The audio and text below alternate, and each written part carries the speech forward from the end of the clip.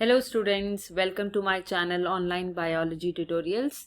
We are starting with chapter number 12 of NCERT and the name of the chapter is Biotechnology and its Applications. Chapter number 11 हम अच्छे से पढ़ चुके हैं. Chapter number 12 basically जो हमने Biotechnology पढ़ी चैप्टर नंबर 11 में, अब हम उसकी एप्लीकेशंस पढ़ेंगे. मतलब वो बायोटेक्नोलॉजी के कॉन्सेप्ट्स कहाँ कहाँ यूज करके हम मैनकाइंड को फायदा दे सकते हैं. This will study in this chapter. सबसे पहले ग्रीन रिवॉल्यूशन आप लोगों को पता है. ग्रीन रिवॉल्यूशन MS स्वामीनाथन लेके आए थे और इन्होंने बात करी थी हाई यील्डिंग वेराइटीज की जिससे हम यील्ड इंक्रीज कर सकते हैं. अब ह्यूमन पॉपुलेशन जो है वो ड्रास्टिकली इंक्रीज कर रही है, तो जो खाना है वो भी उसी हिसाब से बढ़ना चाहिए. बट हमारा एग्रीकल्चरल लैंड ह्यूमन पॉपुलेशन बढ़ने से कम हो रहा है, तो हम किसी भी क्रॉप फेलर को बेयर नहीं कर सकते, क्योंकि अगर क्रॉप फेलर होगा तो पॉपुलेशन स्टार्व्ड होगी, भूखी रह जाएगी. राइट.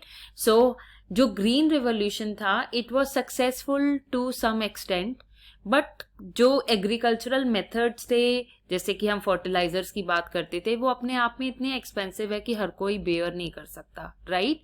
सो अब हम इस चैप्टर में बात करेंगे बायोटेक्नोलॉजी की एग्रीकल्चर में, कैसे ये एग्रीकल्चरल क्रॉप्स के लिए बेनिफिशियल है.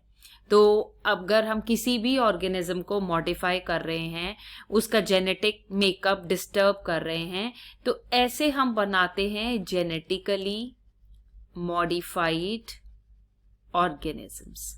ओके.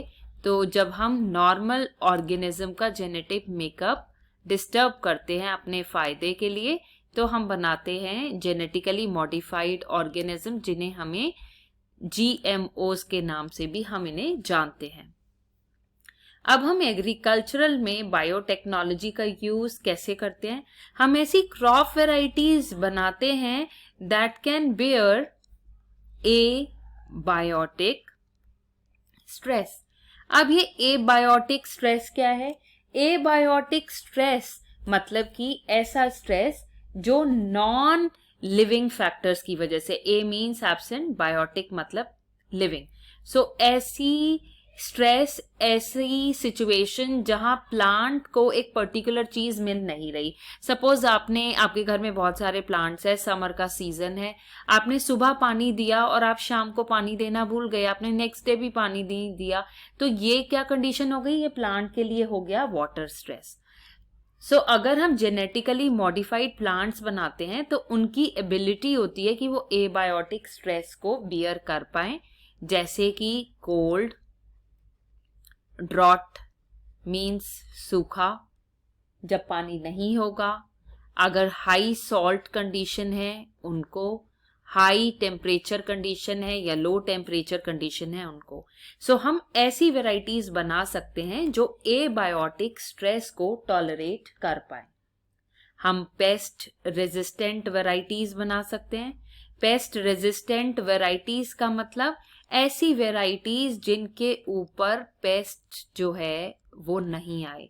पेस्ट नहीं आएगा तो प्लांट के इंपॉर्टेंट पार्ट्स डैमेज भी नहीं होंगे, हमारी यील्ड भी कम नहीं होगी और we will be at benefit. हम पोस्ट हार्वेस्ट लॉस को भी कम कर सकते हैं. Post harvest loss can also be decreased. Right. और हम मिनरल इनटेक भी बढ़ा सकते हैं. Mineral intake by the plants can also be increased. Can be increased. हम न्यूट्रिएंट की कंसेंट्रेशन भी बढ़ा सकते हैं प्लांट के अंदर, जैसे कि हम कोई पर्टिकुलर विटामिन या मिनरल अगर हम चाहते हैं प्लांट के अंदर हो, तो हम विटामिन A एनरिच्ड राइस, इसका एग्जाम्पल जो है वो हमने बनाया था. सो हम किसी पर्टिकुलर न्यूट्रिएंट को अगर चाहते हैं तो वो भी हम बायोटेक्नोलॉजी के थ्रू प्लांट के अंदर इंट्रोड्यूस कर सकते हैं. All the points which are being written by me here, these all These are very, very important, and the question could come as how biotechnology is helpful in our agricultural. What are the benefits of using biotechnology in the agriculture? So we can make those varieties that have the capacity to bear abiotic stress. We can make the varieties that will be pest resistant. Post-harvest loss can be decreased. Mineral intake by the plants can be increased so that high mineral concentration will be there. If we want to increase a particular vitamin, we can make that variety also through biotechnology. ये तो एक छोटा सा introduction था कि हम agricultural varieties में biotechnology के थ्रू क्या क्या कर सकते हैं. इस चैप्टर में जितने भी सबटाइटल्स हैं ऑल आर वेरी इंपॉर्टेंट, और इन्होंने यहाँ इस चैप्टर में बीटी क्रॉप्स की बात करी है, बीटी वेराइटीज ऑफ क्रॉप्स की बात करी है. तो हम बीटी क्रॉप्स के बारे में पढ़ेंगे, कौन कौन सी क्रॉप्स हैं, और स्पेशल है इसमें BT cotton, and how BT helps in making cotton plant pest and insect resistance. हम बात करेंगे इस चैप्टर में आरएनए इंटरफेरेंस टेक्नोलॉजी की. हम बात करेंगे ह्यूमन की बॉडी में यूज होने वाले ह्यूम्यूलिन की. हम बात करेंगे इस चैप्टर में जीन थेरेपी की, और हम बात करेंगे how biotechnology can be use in molecular diagnostics. So every topic in itself is very important. आप ये मत सोचना कि एक लॉन्ग आंसर क्वेश्चन आपको डायरेक्टली मिल जाएगा. नो, आपको इंडिविजुअल क्वेश्चन मिलेगा इन सारे सब टॉपिक्स पे.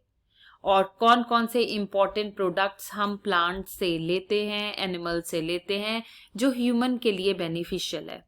लास्ट में हम पढ़ेंगे बायो पेटेंट के बारे में और बायो piracy के बारे में.